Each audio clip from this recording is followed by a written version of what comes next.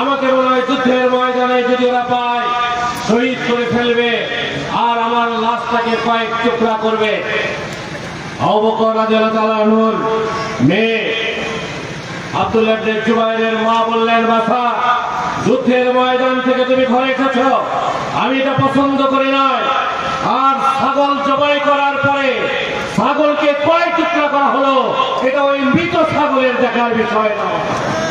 তুমি যুদ্ধের ময়দানে যাও, ফ্যাসিস্টের বিরুদ্ধে, স্বৈরাচারের বিরুদ্ধে, ওই যারা অন্যায় করে অত্যাচারের বিরুদ্ধে সংগ্রাম করে তুমি শহীদ হয়েছ, এই সংবাদ আমার কাছে আসলে আমি সবচেয়ে বেশি খুশি হব।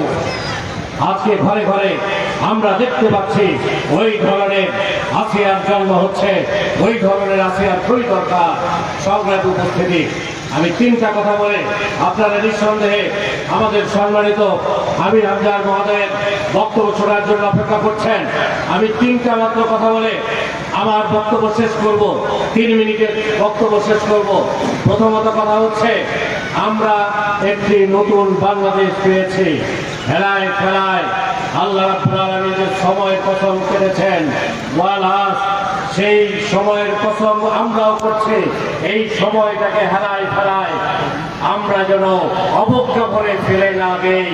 এই সময়টাকে এমন ভাবে নিতে হবে, আগামী নির্বাচনে আমরা যেন এই সময়টাকে কাজে লাগিয়ে বাংলাদেশের রাষ্ট্র ব্যবস্থায়, বাংলাদেশের জাতীয় নেতৃত্ব যেন সৎ এবং যোগ্য ব্যক্তিদের হাতে তুলে দিতে পারি, তার বন্দোবস্ত করতে হবে।